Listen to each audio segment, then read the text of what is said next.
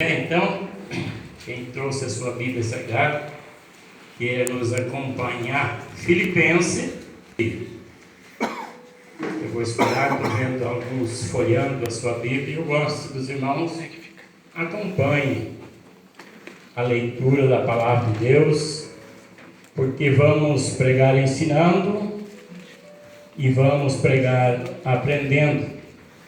Então é bom que a igreja acompanhe. Amém, irmãos? Amém.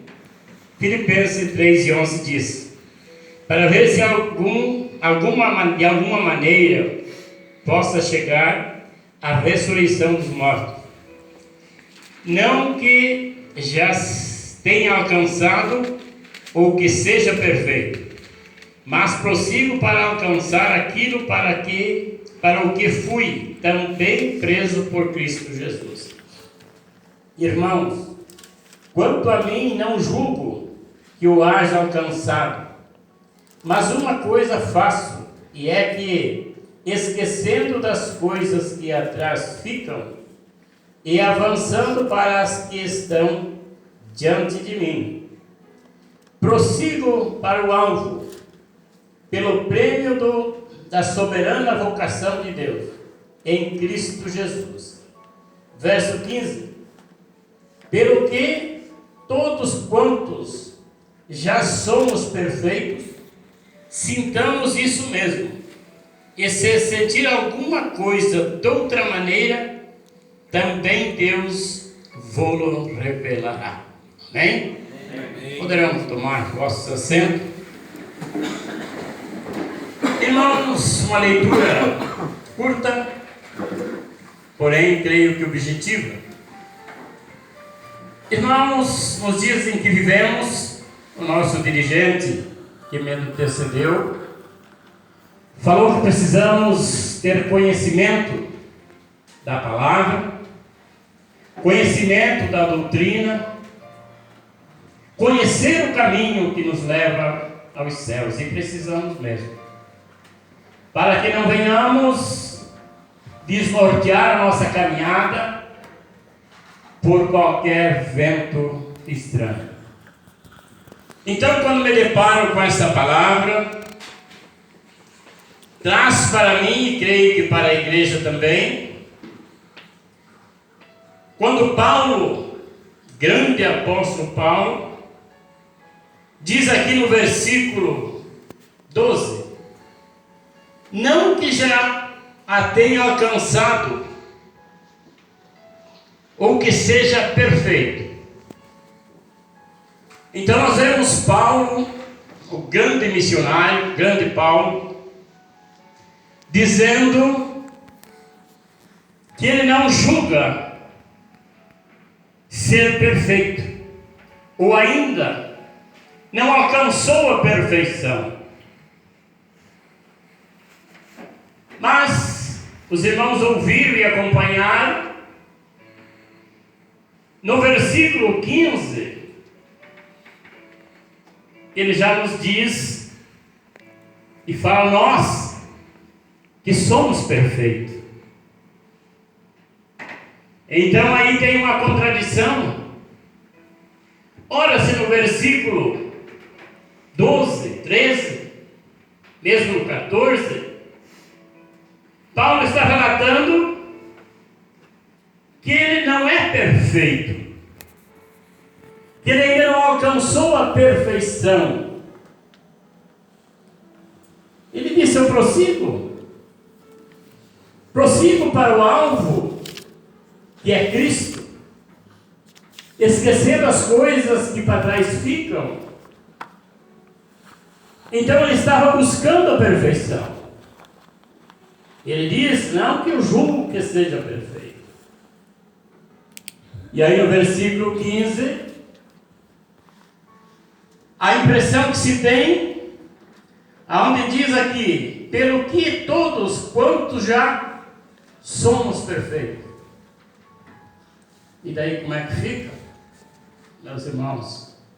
Se uma hora eu estou dizendo que sou perfeito, continuação do mesmo assunto eu falo que sou perfeito, Então, se Paulo adentrasse essas portas, nesse momento, certamente, eu, a igreja, indagaria Paulo. Afinal de contas, tu é perfeito ou não é perfeito? E Paulo iria responder: sim, sou perfeito, mas também não sou perfeito. Poxa, daí tu ia ficar, né? Irmãos, é por causa disso que precisamos de entendimento e conhecimento da palavra de Deus, da santa palavra de Deus, para que não venhamos a cometer equívocos. Porque, olha, irmão, se nós se comparar a Paulo e imaginar assim, se Paulo, um grande homem de Deus, um homem que teve um encontro com Cristo a caminho de Damasco, um homem que abriu inúmeras igrejas, formou inúmeros missionários, homem temente a Deus, e você vai pensar, se ele não foi perfeito, quanto mais eu. E isso é perigoso, igreja. Porque quando te leva a pensar dessa maneira, o inimigo já lança a seta dizendo: sai da igreja. Você não adianta, não vai alcançar a perfeição. Se nem Paulo alcançou a perfeição, quanto mais você, quanto mais eu. E aí você baixa a cabeça e fica pensando: é verdade, Paulo, aquele missionário, aquele homem, então conhecido como homem de Deus, não alcançou a perfeição, quem sou eu? Então vou abandonar a igreja, não dá mais para mim. Essa é a conversa do inimigo aos teus ouvidos. Mas quando olhamos para o versículo 15,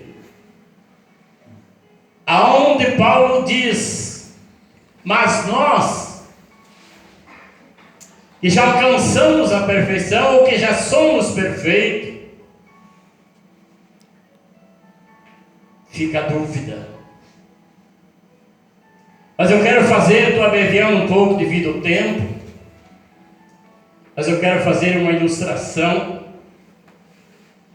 para que eu e você possamos entender como não ser perfeito e ao mesmo tempo ser perfeito, porque precisamos tirar essa dúvida, para que você não venha cochear em dois pensamentos, tá?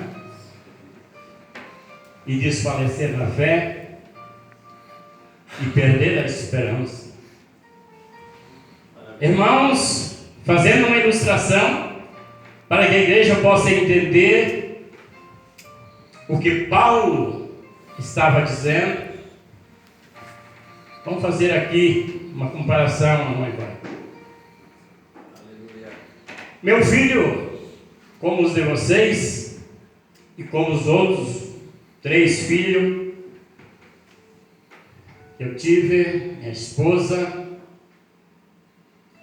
quando nasceu o Nego, que está aqui, infelizmente tem problema físico, mas se é uma pessoa aqui dentro da congregação, que eu tenho certeza da salvação, é ele. Porque é uma pessoa inocente, não pediu para ser assim, enfim, Deus o sabe. Mas no nascimento dos outros, eu preocupado que poderia novamente ter problema, alguma coisa, com todo pai e toda mãe, no nascimento. Hoje está fácil, né? Hoje com os aparelhos aí, 15 dias depois da gravidez, já se sabe se é menino, se é menina, enfim. tempos atrás era bem diferente, né? Então a gente preocupado para ver se era perfeito, falando fisicamente, claro. Quando a finada minha esposa foi para a maternidade lá para ter neném, eu fiquei curioso, preocupado, ansioso. Daí a pouco, e era do lado do quarto, né?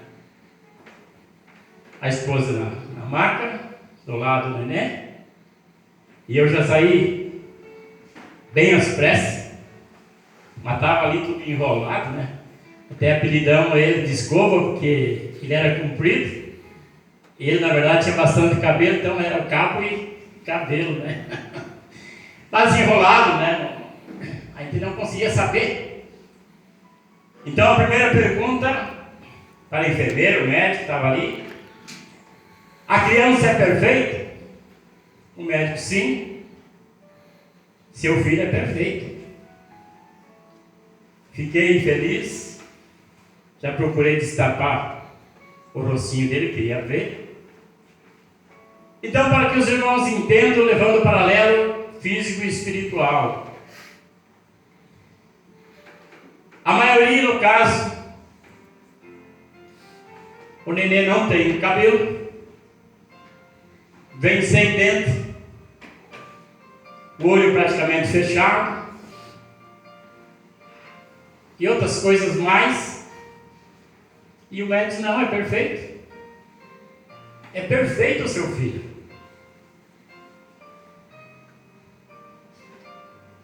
Passou-se, vamos supor, 5 anos do nascimento dele.